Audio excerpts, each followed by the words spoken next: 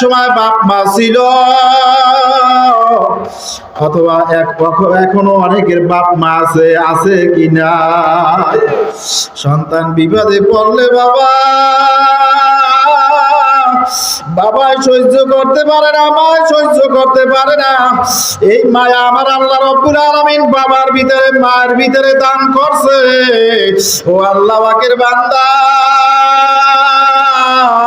সেই মায়ার মা বাবারে ফালাইয়া সুখের সংসার বানাইছো, এ কপাল পোড়া জানিয়া রাখ, এই সুখের সংসার একদিন আর থাকবে না।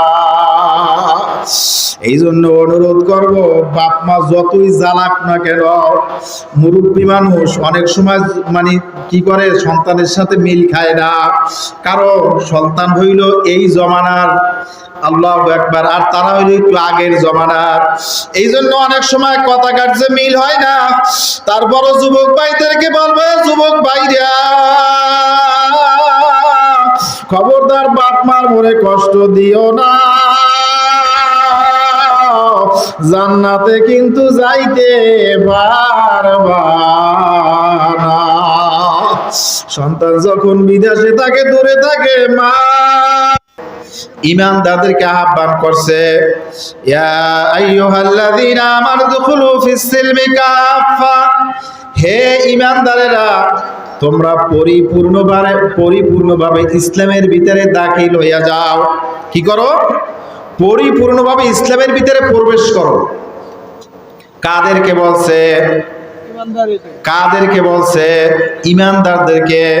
ইয়া আইয়ুহাল্লাযীনা আমানু, হে ঈমানদাররা তোমরা পরিপূর্ণভাবে ইসলামের ভিতরে দাখিল হও, প্রবেশ করো।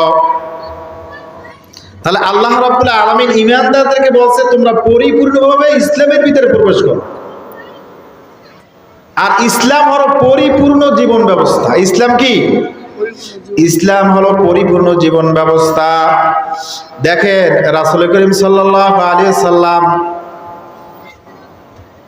মাত্র 81 দিন বাকি দুনিয়া থেকে বিদায় হওয়ার। কয়দিন বাকি? মাত্র 81 দিন আগে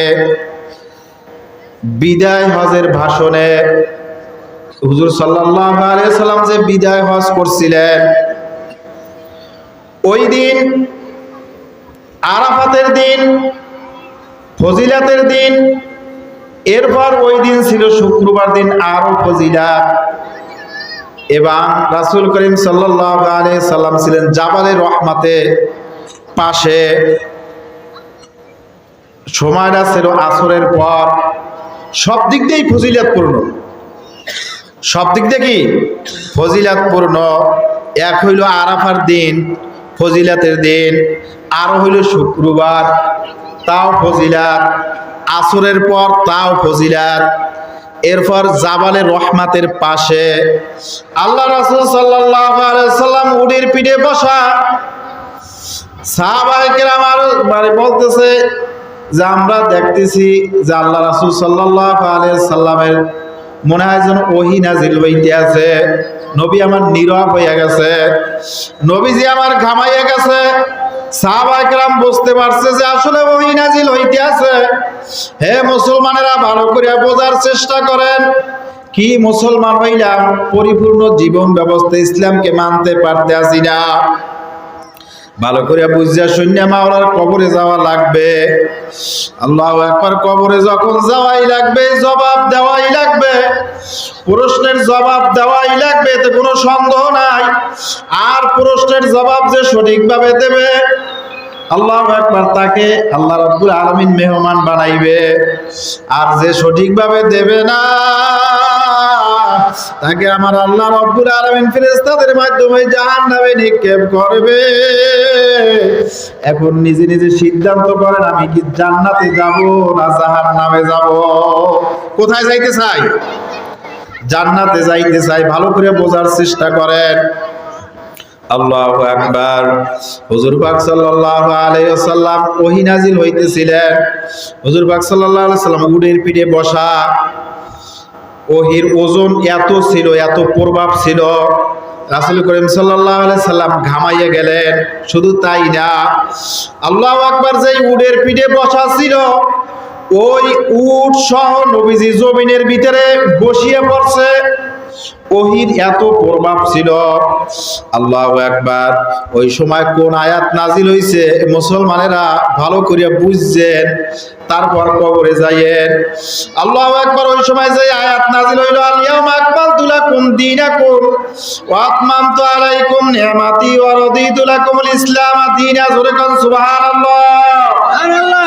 আমার আল্লাহ রাব্বুল আলামিন এই আয়াতের ভিতরে জানাইতেছে, আল ইয়াউমা আকমালতু লাকুম দীনাকুম, আমি আজকের তোমাদের জীবন ব্যবস্থা, তোমাদের দিনকে আমি পরিপূর্ণ করে দিলাম। কি করলাম? আল ইয়াউমা আকমালতু লাকুম দীনাকুম ওয়া আতমামতু আলাইকুম নি'মাতি, আমি আমার নিয়ামতকে তোমাদের জন্য কি করলাম? পরিপূর্ণ করে দিলাম। আর রাদিতু লাকুমুল ইসলাম দীনা, আর ইসলামকে তোমাদের জীবন ব্যবস্থা হিসেবে, দিন হিসেবে, জীবন ব্যবস্থা হিসেবে আমি আল্লাহ পছন্দ করিয়া নিলাম। বুঝেন নাই মনে হয়? আজকের তোমাদের দিনকে আমি পরিপূর্ণ করে দিলাম, জীবন ব্যবস্থাকে। এখন আর ওই জীবন ব্যবস্থা আমেরিকা থেকেও ভাড়া করা লাগবে না, ভারত থেকেও ভাড়া করা লাগবে না, আল্লাহু আকবার, রাশিয়া থেকেও ভাড়া করা লাগবে না। আমাদের জীবন ব্যবস্থা ইসলাম অনুযায়ী প্রত্যেকটা ক্ষেত্রে চালানো সম্ভব। সম্ভব কি সম্ভব না? তাহলে আল্লাহ রাব্বুল আলামিন কি পছন্দ করে এনেছে? ওয়া রাদিতু লাকুমুল ইসলাম দীনা, দিনকে আল্লাহ রাব্বুল আলামিন কি করছেন? ইসলামকে আমাদের জীবন ব্যবস্থার জন্য পছন্দ করে এনেছে। কে পছন্দ করছে? জোরে বলেন। আল্লাহ পছন্দ করছে আমাদের জন্য। আমি জিজ্ঞাসা করি, ও আমার বাবাজিরা, আমার বন্ধুরা, যুবক ভাইরা, ও আমার পর্দার আড়ালের আমার মা বোনেরা, আমি আপনাদের কাছে জিজ্ঞাসা করি, এই জমিনটা বানাইছে কে? সবাই বলে নাই। আমার আল্লাহ পাকের নামটা নিতে লজ্জা লাগে নাকি? জোরে বলেন, আরো জোরে বলেন। যত আমার আল্লাহকে ডাকবেন বাবা, আমার আল্লাহর সাথে তত মহাব্বত হবে। আল্লাহ ব্যাপার আমার আল্লাহর সাথে যত মহাব্বত হবে, তত আমার আল্লাহ রাব্বুল আলামিনের ইবাদত করতে মনে চাইবে। এই যে আমাদেরকে ইবাদত করতে মনে চায় না, কারণটা কি? ইবাদতের ভিতরে আমরা স্বাদ পাই না, মজা পাই না। আল্লাহু আকবার, যদি আল্লাহরে আল্লাহ বলে ডাকতে পারতাম, কলবটা যদি পরিষ্কার করতে পারতাম, আল্লাহু আকবার, এই কলব যখন পরিষ্কার হয়ে যাইতো, তখন আমার আল্লাহ রাব্বুল আলামিনের মহাব্বত তার কলবের ভিতরে আস্তে আস্তে আসতে থাকতো। ও আল্লাহ পাকের বান্দা, কেন আমার আল্লাহ পাকের মহাব্বত সিনার ভিতরে আসে না রে বাবা? আমার আল্লাহর সাথে কেন সম্পর্ক নাই? আল্লাহু আকবার। একটু আগে আমরা বললাম যে প্রথম প্রশ্নটা হবে, মান রব্বুকা, তোমার রব কে? সবাই আমরা জানি, কিন্তু জানার পরও প্রশ্ন, এটা কিন্তু যুক্তিসঙ্গত না। প্রশ্ন তোর জবাব তো আগেই জানা আছে, তাহলে কেন এইটা প্রশ্ন করবে? এটা তো একটা পরীক্ষা হইল না রে বাবা। আসলে বাবা আমরা বুঝি না, এটা কিন্তু দুনিয়ার জগৎ নাই, জগৎটা হলো আখিরাতের জগৎ। কোথার জগৎ? আখিরাতের জগতে কোনো ফাজলামি খাটবে না। অর্থাৎ যার কলবের ভিতরে আমার আল্লাহ পাকের মহাব্বত আর ভালোবাসা যার কলবের ভিতরে আসবে রে বাবা, আল্লাহু আকবার, কলবের ভিতরে মহাব্বত আর ভালোবাসা এমনি এমনি আসে না। আমার মাওলাকে মাঝে মধ্যে বসে বসে ডাকতে হয়। সকাল এবং সন্ধ্যা আমার মাওলাকে কিছু সময় ডাকলে আমার মাওলার মহাব্বত কলবের ভিতরে আসিয়া যায়। যদি একবার আমার মাওলার মহাব্বত কলবের ভিতরে আসিয়া যায়, ওই বান্দা আমার মাওলারে বলতে পারবে না। আল্লাহু আকবার। ফজরের সময় যখন মসজিদের মিনারের সুরে আজান হবে, তখন আল্লাহর মহাব্বতে যখন মুয়াজ্জিন আজান দেবে আল্লাহু আকবার, যখন ওই ব্যক্তি যখন শুনবে যে আমার আল্লাহ সবচেয়ে বড়, এখানে ঘুম বড় না, সবচেয়ে কে বড়? যখন দেখবে যে আমার আল্লাহ সবচেয়ে বড়, আল্লাহর হুকুম ও সবচেয়ে বড়। কি কথা ঠিক কিনা? আল্লাহু আকবার। আল্লাহ পাকের বান্দা, ভালো করে বুঝে শুনে আমার মাওলার কবরে যাওয়া লাগবে। আল্লাহর সাথে যত মহব্বত হবে, আমার আল্লাহর সাথে যা বলবো আমার মাওলা তা দিয়ে দেবে। আমার আল্লাহ কিন্তু বান্দারে ফিরাইবে না। হুজুর জীবনে এত কই আল্লাহকে এত ডাক বললাম, এত কিছু চাইলাম, মাওলাই দেয় নাই। এই আল্লাহ পাকের বান্দা এখানে দুইটা বিষয়, একটা হলো দুনিয়া তো আল্লাহ দিতে পারে, আখিরাতেও দিতে পারে, আর আরেকটা হইলো যে আমি আমার কলব দিয়ে আমার মাওলাকে বলতে পারি নাই, কেননা কলবটা আমাদের গুনার কারণে জং পড়িয়া গেছে, আল্লাহ মরিচা পড়িয়া গেছে। এই মরিচা আলা কলব দিয়ে আমার মাওলাকে ডাকলে আল্লাহু আকবার, আমার মাওলা সাড়া দেয় না। এ আল্লাহ পাকের বান্দা, হে যুবকেরা, ভালো করে বুঝে শুনে মাওলার কবরে যাওয়া লাগবে, নালে কিন্তু বাবা উপায় নাই।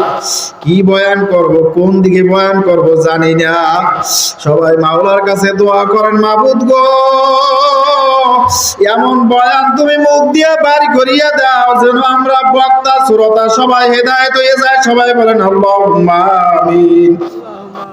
আল্লাহু আকবার। আমার মাওলার মোহাব্বত নিয়া যারা ডাক দেবে, আমার মাওলা মাঝে মধ্যে অসম্ভব হইল আমার মাওলা শুনবে। আল্লাহু আকবার। হযরত জুনায়েদ বাগদাদী রাহমাতুল্লাহ আলাইহি জমানার এক ঘটনা। এক মহিলা ছিল জুনায়েদ বাগদাদী রাহমাতুল্লাহ আলাইহির মুরিদ। মুরিদ বলতে আবার এইটা বুঝছেন না তার মজলিসে যাইতো তা না, ওই ঘরে বসে মুরিদ হইয়া তার সবক আদায় করে, অর্থাৎ সে যেই অজিবাতে ওই অজিবা আদায় করে। আল্লাহু আকবার। হযরত জুনায়েদ বাগদাদী রাহমাতুল্লাহ আলাইহি মুরিদ ছিল ওই মহিলা। জুনায়েদ বাগদাদী রাহমাতুল্লাহ আলাইহি বিশ্ববিখ্যাত একজন ওলি ছিলেন, নাম অনেকে শুনছেন। আল্লাহু আকবার। জুনায়েদ বাগদাদী রাহমাতুল্লাহ আলাইহি, আল্লাহু আকবার, ওই মহিলার একমাত্র একটাই ছেলে ছিল। ওই ছেলেটা মাদ্রাসায় পড়তে দেছে, ছোট বাচ্চা, সাঁতার জানে না, নদীর পাড়ে গেছে হয়তোবা থালা বাসন ধুইতে অথবা কোনো প্রয়োজনে। নদীর পাড়ে যখন গেল, নদীর পাড়ে যাওয়ার পরে কিভাবে হঠাৎ করে নদীতে পড়িয়ে গেছে, অন্য অন্য বাচ্চারা এসে বলতেছে, হুজুর অমুকে তো নদীতে পড়িয়া গেছে। উস্তাদরা দৌড়িয়ে যাইয়া, সাদায়ে কেরাম দৌড়িয়ে যাইয়া অনেক খোঁজাখুঁজি করার পরে আর পায় না। তারা নিরাশ হইয়া কি করবে, ওই সন্তানের মার কাছে কি বলবে, কি জবাব দেবে। আল্লাহু আকবার। সাদায়ে কেরাম সিদ্ধান্ত নিল, এখন যদি হঠাৎ মহিলাকে বলি তাহলে অবস্থা খারাপ হয়ে যাইতে পারে। এই জন্য আসাদায়ে কেরাম হাঁটতে হাঁটতে জুনায়েদ বাগদাদী রাহমাতুল্লাহ আলাইহির বাড়িতে চলিয়ে গেছে। কোথায় চলিয়ে গেছে? জুনায়েদ বাগদাদী রাহমাতুল্লাহ আলাইহির দরবারে যাইয়া বলে, হুজুর বিবাদে পড়িয়া গেছি। কয় কি বিবাদ? আপনার এক অমুক এলাকায় আপনার একজন মহিলা মুরিদ আছে, আপনার খুব ভক্ত। হুজুর তার সন্তান তো নদীতে পড়িয়ে গেছে, কি করব?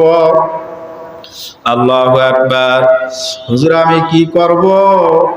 এখন আপনি পরামর্শ দেন, আপনি একটু আমাদের সাথে চলেন, আপনি পর্দার আড়ালে বসে যদি আপনি একটু তালকিন দেন, তাকে যদি বুঝান, তাহলে হয়তো বা সে মা হিসেবে বুঝতে পারে, নালে তো সম্ভব না। আল্লাহু আকবার। সাধারণত পীরের কথা মানুষ মানে, এই জন্য তারা পীর সাহেবকে নিয়ে ওই মহিলার বাড়িতে হাজির। পর্দার আড়ালে বসে বলতে আছে, তোমার সন্তান তো আল্লাহ পাক নিয়ে গেছে, আল্লাহর মাল আল্লাহ আল্লাহ নিয়ে গেছে, আল্লাহই দিয়েছে, আবার আল্লাহই দিয়েছে, ধৈর্য ধারণ করো। কিন্তু আমি জিজ্ঞেস করছি, ও যুবক ভাইরা, ও বিরোধী বাবাজিরা, সবারই